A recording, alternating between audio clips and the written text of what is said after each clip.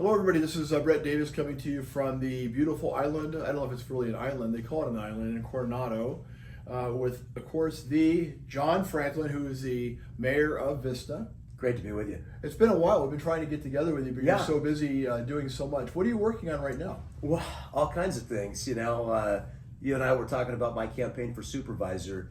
I've decided that in addition to the serving for 12 years now and 14 by the time I'm done with my term of office, one of the things that has been the most sort of central to my agenda is really trying to solve homelessness and cleaning up encampments, cleaning up our city and our community. And one of the things that I've had to ask our deputies to do is to go down into drainage ditches and into encampments. And, they have to sometimes put hands on people and they're going to get poked, stuck, stabbed, and, fight with somebody to put them in cuffs. And what I've learned is when they take them to the front door of the jail, they can't book them in. We have very little room left in our booking policy, which is governed by the Sheriff's Department, but it's also very much predicated by the amount of funding we have for our jail facilities. That's the county. Funding for jails, funding for the district attorney's office.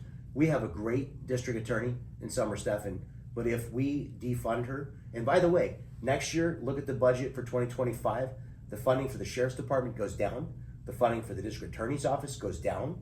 We're cutting funding across the board because the county's in a budget crunch. Really? Meanwhile, we're spending $30 million on a welcome center for immigrants.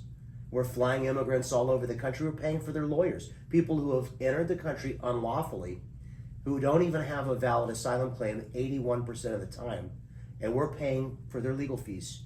Before we've gotten the 11,000 people who are homeless on the streets of San Diego County off of our streets, we're paying for attorneys for people who have, broken the law to come here illegally. Sure.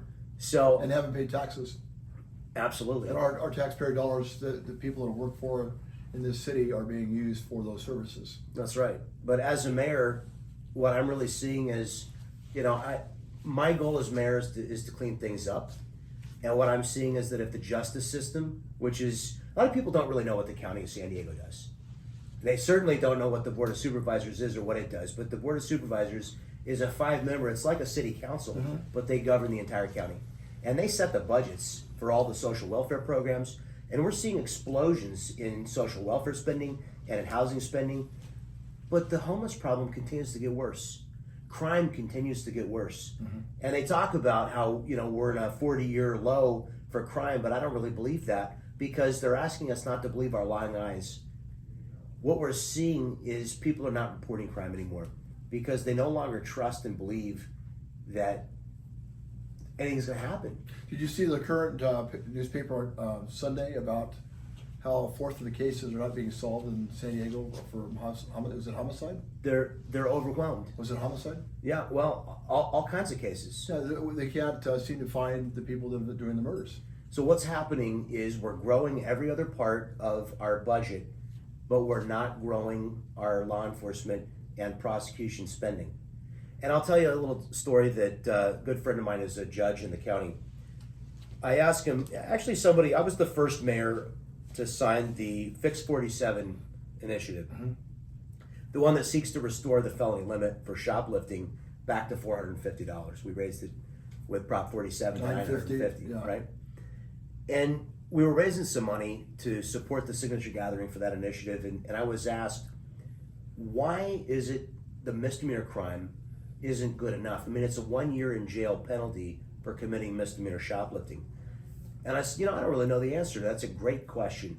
And so I asked some prosecutors and a judge, and they said, well, let me explain it to you. When you give somebody a ticket for shoplifting, you don't book them into jail because there's no bed available in the jail. They don't show up for their arraignment because they're a criminal. Now I issue a bench warrant. The judge told me this. Now I issue a bench warrant for their arrest. They get pulled over for speeding a week later. And even though the deputy sees that there's a bench warrant, they still aren't going to bring them to jail because that bench warrant for a misdemeanor crime is not bookable. So without the ability to hold people in jail who have already skipped out on their arraignment, they've already thumbed their nose at the justice system. And we won't hold them pending arraignment and trial. If, we've gotten rid of bail basically, But once you've proven that you're not going to show up for your trial, the whole thing's breaking down because we're not holding people accountable for breaking the law. So now when it becomes a felony, that's when the prosecutor is basically able to assign some more resources in the triage that they have to do, because they have to decide which of these many, many cases they have are they going to go after. And when it's a felony, they can get some more. There's more teeth with the with the courts, and so that's the reason it's important to restore the felony limit. But the reality is, we should have sufficient room in our jails because we've invested and funded our jails. That when people don't show up in court, they've been arrested, they've been accused of a crime, and the first step is to come before a judge for an arraignment hearing. If you don't show up for your arraignment, your right to have bail and to be out on your own recognizance should evaporate. If you have not shown up for your court dates and you are at that point a fugitive from justice, when we pull you over for speeding, we should have the right to hold you in jail pending trial. Mm-hmm. But we're not doing that.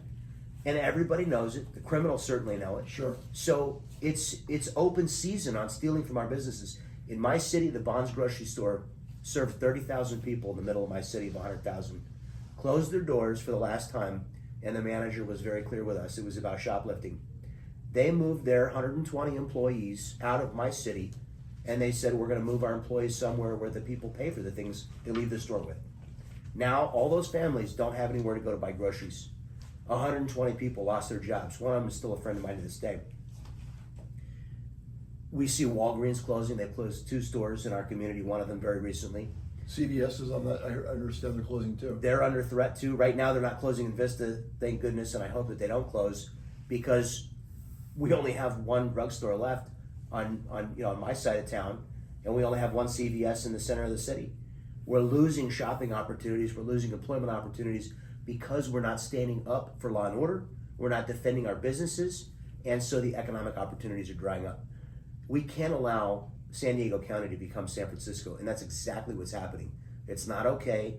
We've got to reinvest in our justice system, and we've got to make sure that there are real penalties for breaking the law. What do you do when you hear people say, and I don't disagree with this, but there's always more to a story. Like you talked about how crime supposedly is not going up, but apparently it is, and your eyes don't lie. Right. How do you tell people that say, well, for example, we have more and more families and people that are in need of just basic food? The food bank has 200 locations in San Diego County. Yeah. I just cut the ribbon on one at Operation Hope in Vista recently. Okay. We were giving turkeys away with one of the TJ Crossman's Auto Body in Vista was a big sponsor, and there's a food bank. I didn't even know they had a location right there across from his shop on North Santa Fe. So there are opportunities to serve, and And Feeding San Diego is the other one. Feeding San Diego is a great organization. When I went into in Vista, we have the food bank North County, the Jacobs Cushman North County Food Bank. When I went in there, there's 80,000 square feet of food. And you know what kind of blew my mind? No. Because last time, a decade ago when I was at the food bank, there were a lot of scratch and dent cans, and I was there helping sort the food. Sure. This one's too old, it's got to go away, it's got to get thrown away. This one's new enough, it's still good. All the scratch and dent stuff. There's still some donated cans, but all the merchandise that's brand new, diapers, formula, baby formula, fresh produce, they are so well funded because of the philanthropy in our community, because we care. Everybody, I believe people fundamentally care. I think so too. And so they have the resources to purchase brand new items. And they have, it almost looks like a Trader Joe's. When you walk in, there's about a 1,200 square foot facility right through the front door. And if you walk in, you sign a piece of paper, you self-certify that you're a person who's in need, and then you're allowed to go shopping. And they have all those, the fresh produce, the baby diapers, the formula, all this stuff. So when people talk, and one of my colleagues on the Vista Council she said this at a Public Safety Commission meeting. She said, you don't know that those people aren't stealing because they're hungry and they're in need. Well, let me tell you, at Walgreens, the one that closed on Sycamore, I saw a guy load up a black backpack full of all kinds of things. And he walked right past the cashier, and I looked at the cashier and I said, that guy just walk out of here with all that stuff? And she did this, she goes, as if to say, with that one sound, happens all day, every day. Sure. And you know what? It does. So I went to the sheriff's captain the next day and I said, what are we doing about this? I said, I want undercover deputies in our stores and I want to catch these people. He said, Mayor, we couldn't catch 1% of the people that are shoplifting in Vista. And I said, do you catch 1% of the people who speed? And he said, well, no, good point. I said, I want to arrest some people. I want to show that in Vista, we're not going to tolerate it anymore. And so it took him a couple of weeks, but he organized, and much to his credit, we've got a great sheriff's captain right now. He organized, at my request, an anti-theft retail task force. I went with him the first night. I sat in the security booth at one of our major big box retailers. Took 15 minutes. We started at 8 p.m. At 8:15 p.m. we had our first customer, and they were in cuffs by 8:20. And you could see that they were stealing, and they were stealing high value items. And these people had driven from Riverside County. We have 2 targets in Vista. We did this operation simultaneously. I went over to the other target. We had arrested 4 people who drove from San Bernardino. So we're talking people who have driven over 100 miles to loot the stores in my community and to do it with impunity. And if I hadn't asked to organize a retail theft task force, these people would have gotten away with it. But you know what? It wasn't just catching people leaving the store. That was the start of it.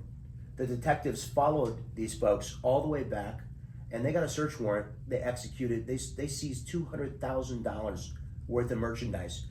The point I'm trying to make is this is organized crime. It may not be, the Cartel? It is cartel connected. I was going to say it's not the 5 families in New York, but what we have is we have organized crime, and it very much is related to the cartels. We're also seeing just, organized criminal organizations. They're not cartel, but they're lesser organizations. We actually are investigating right now. We're taking this all the way up. The more that we find, the further up to the source we go. And we're working now on I can't share specifics of it, but a 7-figure operation. Wow. These are not folks who are stealing because they need formula for their baby. We're offering that for free at the food bank. There's a way to get help. There are many places to go. Folks can call 211, or they can call my cell phone number, 760-689-2220. And people call me all day, every day, and it's my honor to help connect them with the services that they need. If people need help, we'll connect them with that help. People are not stealing because they're in need. This is a business for them, and they're making a lot of money doing it. And now the average California family spends another $600 a year buying necessities. It's a tax. It's a hidden tax because government refuses to do its job. Our families have to pay $600 more for our produce, our toiletries, especially the high value items that get stolen, because the stores, they go, you know what? If I track this guy down in the parking lot and I tackle him, I'm going to get sued. My employee is going to get hurt. My employer will sue me. Sure. The thief will sue me. It's going to cost me $1 million. Yeah. I should just absorb the loss, or if I can, and I close pass that cost along, or I close my store. And by the way, where there were 4 drugstores and now there are 2, what do you think happens to prices? They're going to go up. Well, they got a monopoly. Right. And the last company standing, which in this case is CVS, and I'm not saying that CVS is doing this, but a big corporation that knows they have a monopoly in a given market, what do you think they're going to do? Of course, the prices are going to continue to go up. So the gap between the rich and the poor continues to grow and grow and grow because we won't fight for business owners. We won't fight for the employees that work in these stores, and we won't fight for the working families, the people who have the least in our society. There's a party out there that claims that they're the party of working people, but I know that my party is the party of the working family. It is. We're the party that says you should be able to work an honest day's wage and afford something because we're protecting the economy, the infrastructure of our economy. We're keeping businesses afloat, not waiting for handouts, not waiting, not being tolerant of criminal behavior that impairs and imperils our businesses. So we need law and order again. There's been about a 15-year experiment with criminal justice reform. AB 109 in 2012 let 80,000 people out of the state penitentiary system. That was half of the state penitentiary population. About 40,000 of those 80,000, about half, were moved from the state penitentiary system into the county jails. What that looks like in San Diego is that 5,600 of our jail beds, that's how many we have in total, 1,900 of them are now occupied by long-term felony convicts. So that means there's 1,900 fewer beds to put misdemeanor convicts, to put people who are held pending trial, who need to be held because they skipped out. Mm-hmm. So we don't have the jail bed resources, and of course, at the county level, we have some control over whether or not we reinvest in our facilities and bring them up to to the modern state that they need to be, so that they're safe. We know we have a problem with the safety of our jails. We've got to fix it. We have to invest. Jails. Nobody wants to spend. I don't want to spend money on jails, but it is absolutely essential, and I will prioritize it because without jails that work, our justice system doesn't work. There's a reason we've had jails for so many years. It's because some people won't show up to be held accountable in court if we don't force them. Sure. So we have to prioritize that. We've shifted money as the pie grows through inflation. What we do is we shrink slowly law enforcement and prosecution share of the budget, and we let the social welfare component get larger and larger. We're subsidizing housing now for people earning 120% of the area median income. That's about $120,000. Why would somebody that makes $120,000 need a subsidy for their housing? Why? It doesn't make any sense. And I asked my colleagues, I said, what percentage of the housing, all the housing, for the richest and the poorest, what percentage of the total housing market do you think needs to be subsidized by the other portion of taxpayers that are paying these subsidies? What do they say? They want to answer. In Vista, 1.8%, 774 housing units are subsidized by the people that live in the other 42,000 units. Other cities brag that they have as much as 7% low income. Should the target be 10%? Should it be 20%? We should have a conversation. We should set a goal, but we don't. What we do is we offer subsidies for people making up to 120% of the area median income. And the other thing we don't do is we don't triage people who are coming off the streets, literally escaping homelessness. A woman who flees domestic violence, who has no place to go, she doesn't get first crack to go into a taxpayer subsidized housing opportunity. The person who's been waiting for 7 years is next in line, gets it. It's not right. We all want to help the people who really need those housing opportunities. The people who are observed living chronically homeless on the streets, or they're coming away from a domestic violence situation, these are the ones that need first crack at these housing opportunities, but we don't triage.